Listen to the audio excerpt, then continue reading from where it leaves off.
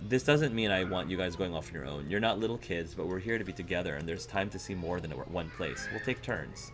Okay. Automatically, obediently, George and Nicholas replied in unison. They were good kids. Is there someplace you or Hark want to go to? Derek didn't hesitate. He jerked a thumb over his shoulder at the video game shop. Yup. Oh yeah. Yeah, that's what I want to check out. Hark? All three Suarez brothers watched you questioningly, each wondering the same thing. It was hard to say without knowing for sure what the options even were. But luckily the center section had a handy 8-foot-tall map that was emblazoned with easy-to-follow categories and lists of other store names. It was a veritable cheat sheet for their little game, and you were glad the two younger boys found stores they wanted without needing to peek at it. There was nothing wrong with you having some extra insight, though, and you read over everything laid out. A significant amount of the stores sold food. You just left the bakery and should be eating with the rest of the family pretty soon, so you decided against all those.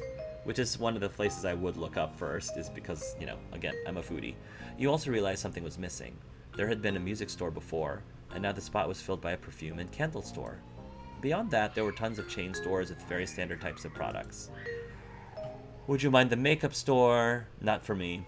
Art supply? Not for me. Perfume and candle store?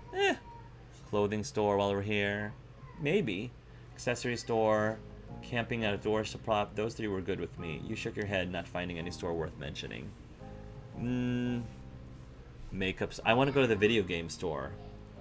How about the art supply shop? Perfume and candle store? Clothing store? Accessory store? Camping and outdoor supplies? Yeah, video game stop.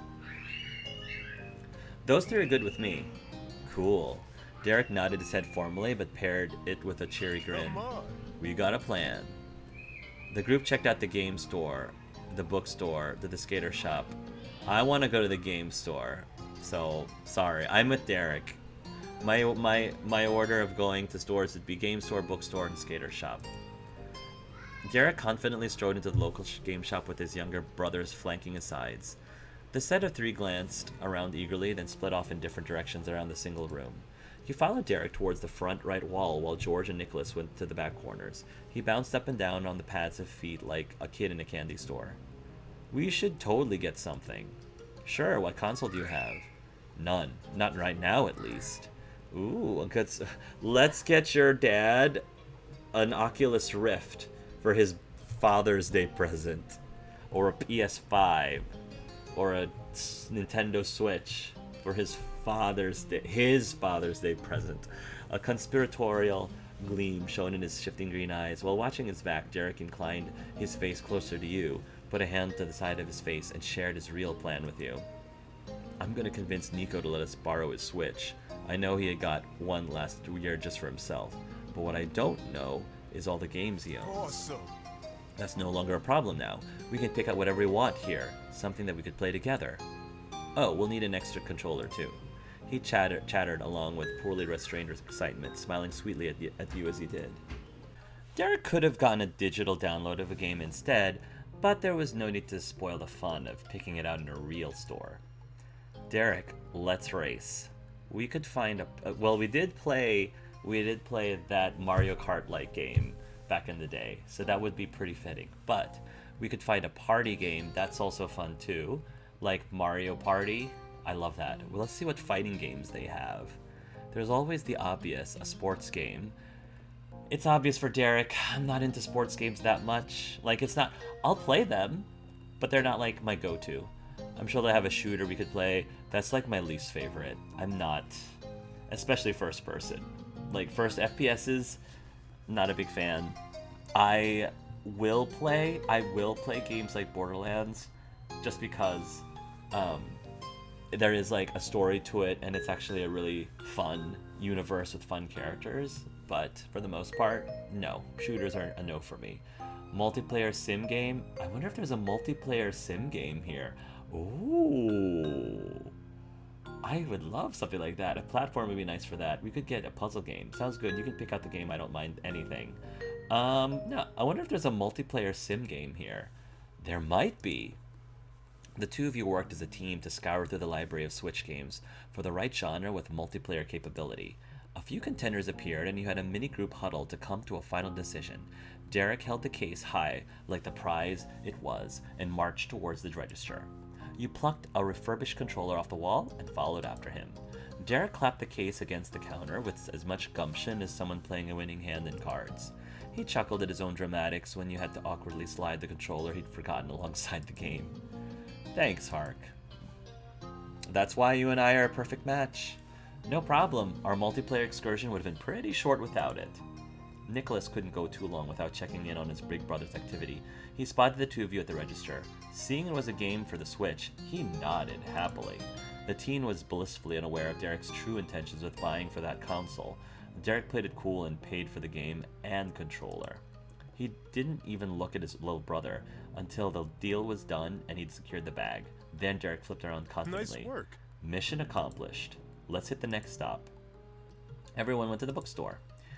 The four of you filled into the large bookstore and began to drift around. It was one of the most spacious shops in the mall. George went down to the very first aisle of books, and you walked with him.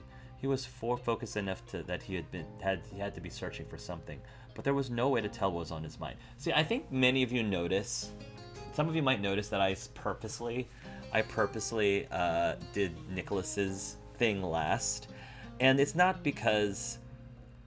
just because I prefer Derek with George followed by him and then Nicholas last. It's not just that. It's just because Nicholas is the baby of the group, and I do think to a certain degree that it is easier to spoil the youngest of children. It is the easiest to. So while I totally understand trying to let the youngest one, be first in everything or have the first say in everything, I understand that. Ultimately, they're not going to be in life when they're interacting with other people outside of their family. They have to get used to not being like the center of the universe at some point. So I'm trying really hard to at least do that with my own children. My daughter is younger. My daughter is the youngest one, and this also tends to happen a lot when your youngest is a girl. It tends to. There's that whole saying about how, the daddy's girl, and you go the princess who's got her daddy wrapped around her little finger. No, that's not me. Like, I am not that kind of dad. If my daughter wishes that she had that kind of dad, sorry, kiddo, you lucked out. I'm not that kind of dad.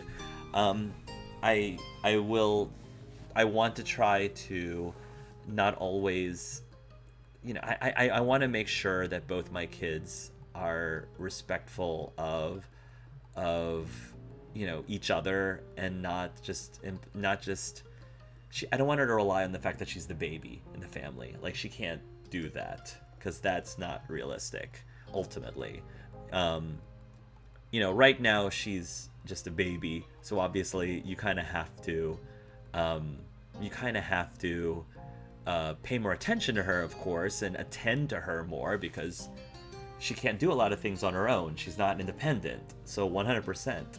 But once she is able to be more independent and she is able to do things on her own,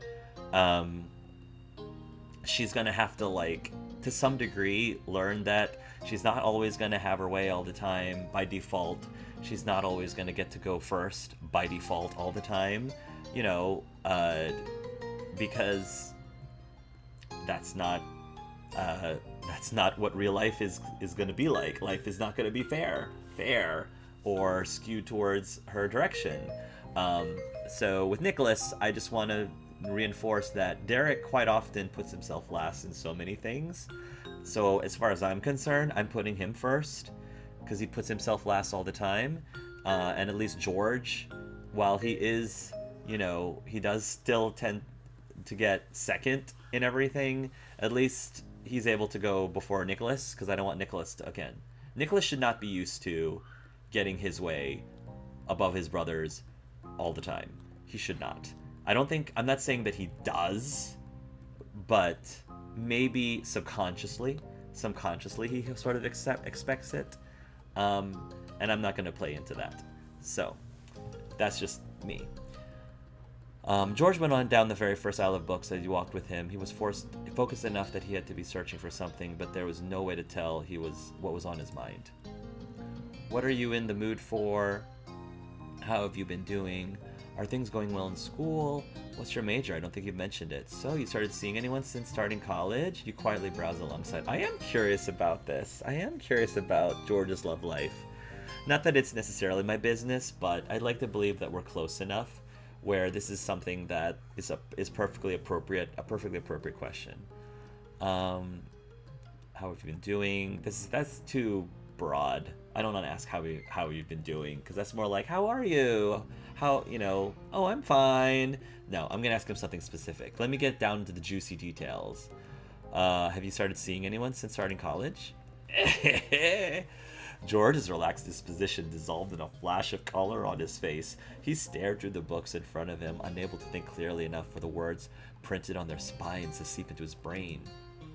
Maybe? George's frazzled response made it impossible to not tease him just a little bit. Are you being coy? Or are you unaware if you're dating someone or not? We don't have a label, but, well... Ooh, I want to know! I'm curious if it's a boy or a girl. Or non-binary. I'm curious. Words failed him there, and the response faded out. Oh. You chuckled softly. That was unexpected. Who knew George was actually unsure of his current relationship standing? But it seemed he was having some interesting romantic adventures in college. I definitely want to know more. Good luck, George. He nodded stiffly and put his brain power into focusing on the books once more. All thoughts of his special someone were packed away for now. I'm so curious now. So curious. I opened the box of Pandora, and I want to see what's jumping out. The books didn't hold Nico or Derek's attentions as long as George's. While he remained in one section and considered each title on the shelf, his brother skipped along from row to row after giving only cursory glances at the specifics. With a bit of distance between himself and his family, George took the opportunity to have a more private conversation with you personally. His quiet voice and being walled in by books made you feel as if you were in a library rather than a mall. I'm glad you're back, Hark. That floored you. Not that you found it unbelievable, but you'd expected that to be a forever unspoken affection. George admitting it so directly was massive for you. It's good to be back. I couldn't stay away. There's no way I wouldn't come to see you sooner or later. I'm happy to be here. You smiled shyly at him. I'll say, there's no way I wouldn't come to see you sooner or later. He simply returned to shopping, as happy as could be. You felt much lighter yourself. I do really like the fact that even though we didn't really, play through it, I like the way that we can establish that, yes, Derek is essentially, our soulmate, but we still have a very close relationship with George, his brother. George ended up finding a newly released thriller that sounded interesting. He purchased it when he went to find his siblings. Nicholas and Derek had holed up in the graphic novel and manga aisle. They looked up as you and George approached. They grinned after seeing the bag under George's arms. I'm finished. Thanks for coming with me. What now? You all head into the skater's shop. Your group crowded into Nicholas's choice of store. Aggressive rock music played with the graphic tea-covered walls. It was small and cramped, making it impossible for 4 people to navigate between the displays together. Derek and George were filtered through the narrow spaces on one side of the shop, and you and Nicholas were on the other. The claustrophobic atmosphere didn't faze Nico. He lackadaisically surveyed the scene, stopping only when he came across a shelf of slip-on shoes. Nicholas lifted a checkered shoe off the rack and weighed it in his hands. By the intrigue raised of his brows, you got the impression that you'd be in that spot for a while. So how did school go last year? Do you have a favorite class you're taking before summer? Have you gotten to skateboarding? I was just wondering, how are you doing lately? You stayed quiet, and I'll interrupt. Have you gotten into skateboarding? He snickered at the clearly out-of-touch grown-up he was talking to. No way, I don't live that life, but I appreciate the aesthetic. Ah, understandable.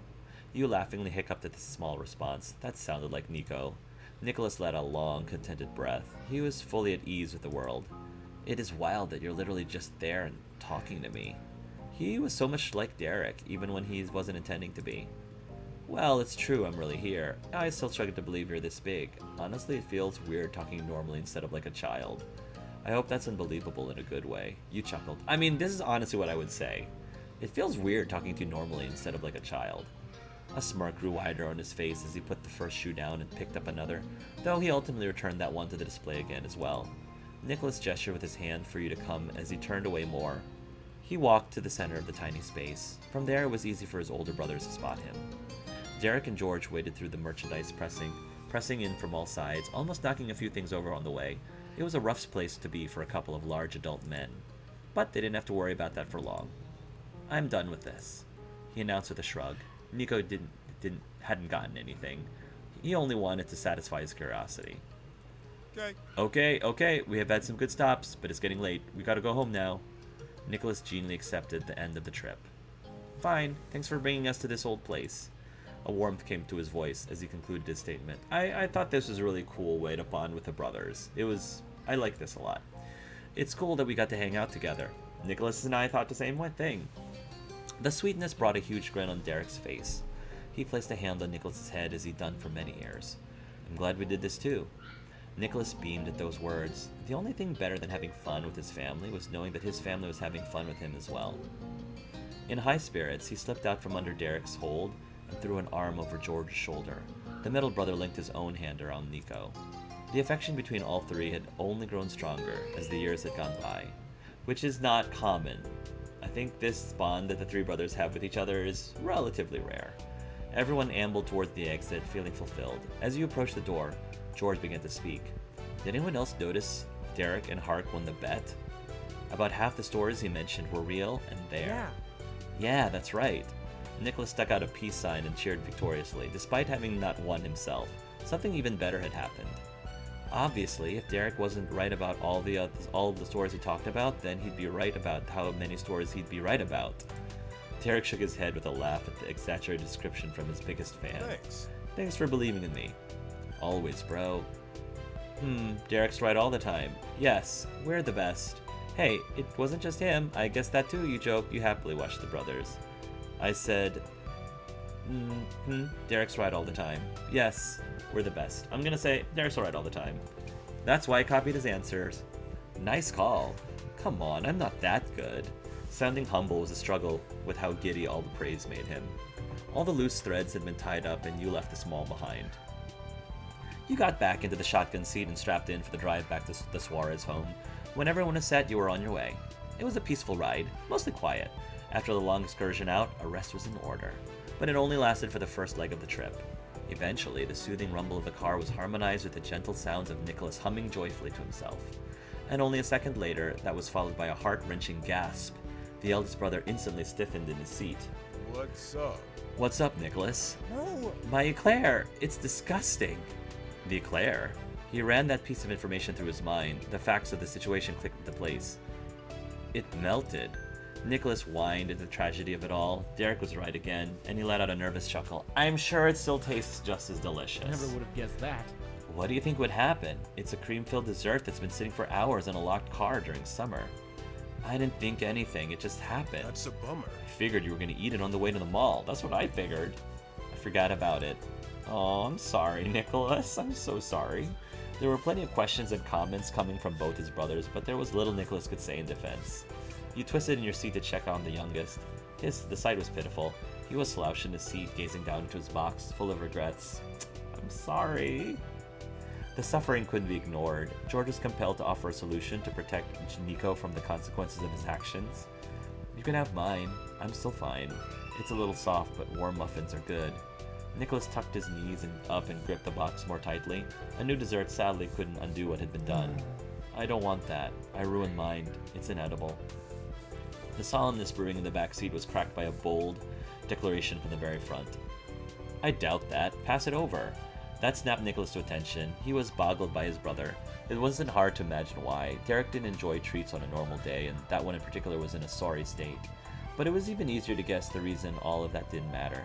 Derek could stomach anything for his baby brother. He continued to coax Nicholas. I see how it is. I was always going to try to get some of your dessert. That's the reason I didn't get my own. If you're not having any, that makes it even better for my plans. Nicholas wasn't a 6-year-old anymore. He knew a placating stunt when he saw one. He that Derek in pouty resistance, trying to brush the whole attempt off. Yet Derek had grown Derek had grown in that time as well. He hadn't lost his knack at tending to his baby brothers, even if it took more effort. He pretended to be oblivious to the rejection. Hark, could you get me the box? There was a groan and a sliding, shuffling sound. Nicholas had shoved the box through the opening between the driver's seat and the shotgun. Just like the guessing game, he wasn't going to win this. Okay.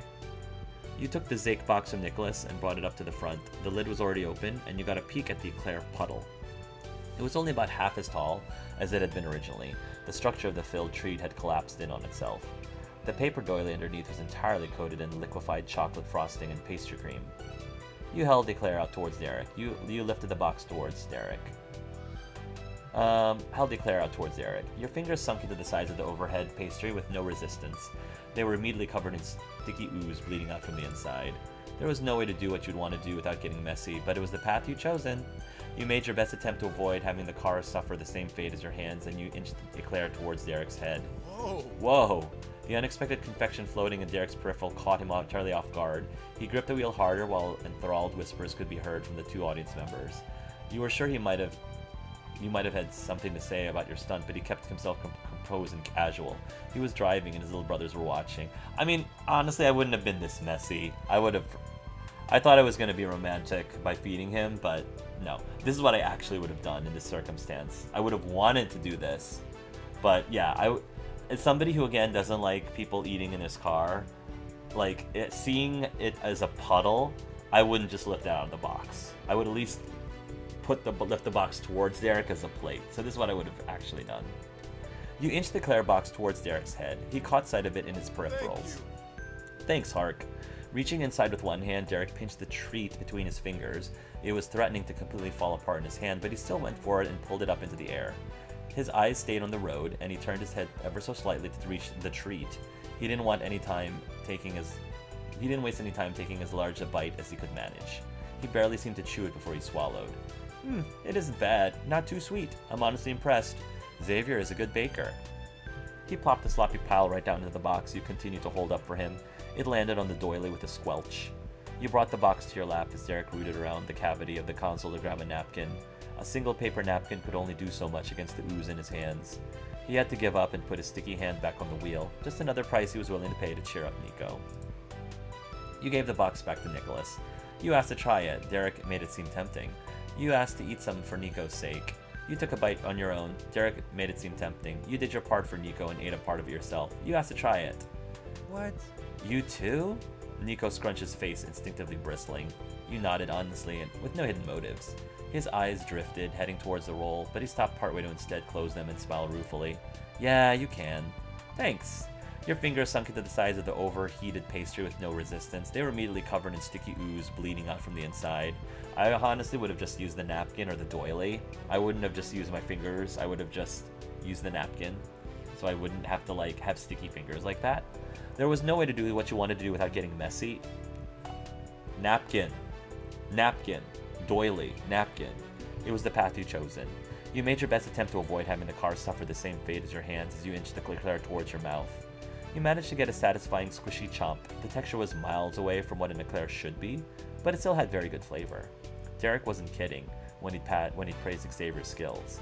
Feeling a little fuller and much more satisfied, you set what remained of the Eclair down and returned the dessert to its original owner. He poked at the remnants inside. After all that, he couldn't help himself and scooped out the mushy mess out and gave it an exploratory taste. Nico grimaced as soon as it hit his tongue, and he let out a heavy sigh when he swallowed it down. It's pretty gross. As true as that was, there was a breathy chuckle threaded into his words. Not so long ago, he'd been as droopy as the Eclair itself. Now he was starting to perk up. There was one more person left who didn't take part in the event. He stayed quiet no longer. Could I try it too? Totally, it's all yours. The box was unceremoniously dumped into George's legs. He awkwardly grabbed it to keep it from falling onto the floor. George gave a snort. Thanks. Don't mention it. There was a decent amount left. It was quite a lengthy type of confection. For Nicholas, it would have been at least 2 bites. George, however, was able to stuff the remainder of the confection into his face. Wow, George. And just like that, it was gone. Nicholas barked louder and clearer than before. Well, I did say it was yours. Thanks to the team effort, none of the Eclair went to waste. No soggy clouds remained over anyone's head.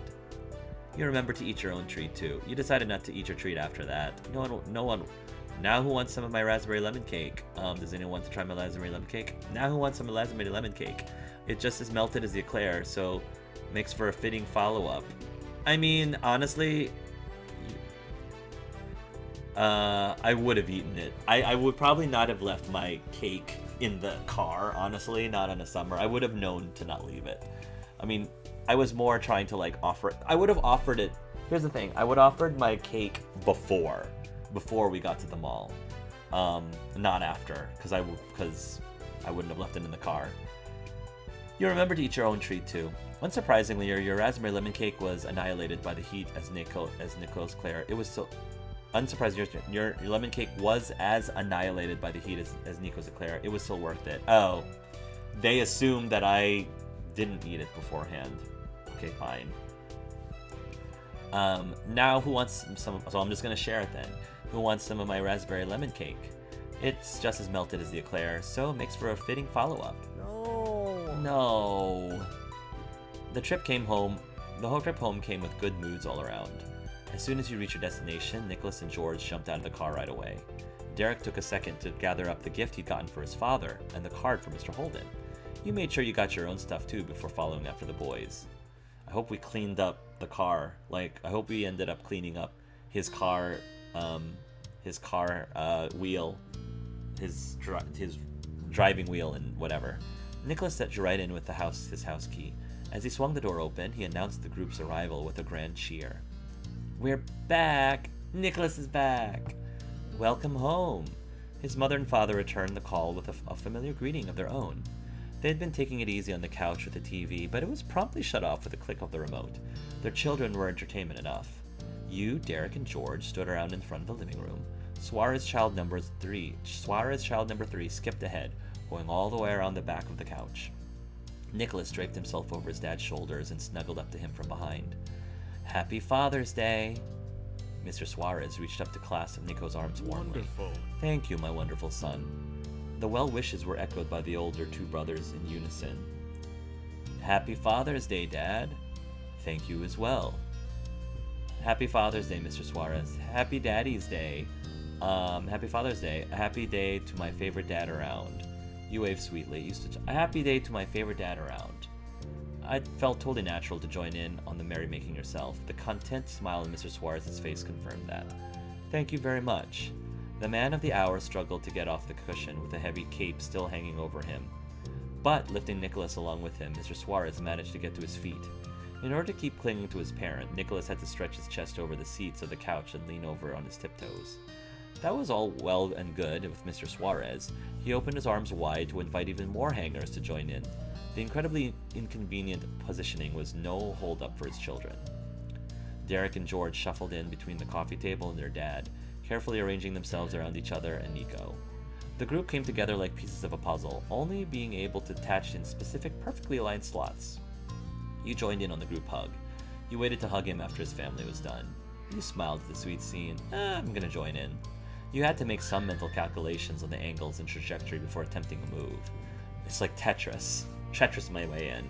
There was a single path that worked, and you took it, squeezing just barely in between Derek and George. The airtight embrace took with rumbling laughter. Mrs. Suarez had a front row seat to the love fest. She couldn't possibly move from her spot on the couch with her two largest sons blocking the way. Their mom sat tight and even managed to squeeze in one hand to rub her husband's lower back. All the love in the world being poured over Mr. Suarez had him flushed with pride. He spoke to his lovely family with as much affection for them as they had for him. What a day. I'm so grateful to have you all here. It's no problem. Glad to be here. Yeah, glad to be here. Nico chirped, a self-aware mimic of his big brother. What they said. Me fourth. What they said times 2. Glad to be here. You grinned. What they said times 2. That comment was the cherry on the silly sundae. The brothers snickered along with you. The bonding moment came to a sudden and abrupt end as Nicholas's grip finally slipped from his dad's neck. He collapsed like a broken bridge and swung face forward to the backrest of the couch with a puffing grasp. His long hair spilled over everywhere. Oops. Oops, are you fine, Nicholas? Mr. Suarez craned his head over his shoulder to peer down at where his youngest child landed. Still flat against the pillow, Nicholas stuck a thumb into the air. That drew out snickers from the whole crowd, but it was mutually agreed that giving each other some space was for the best.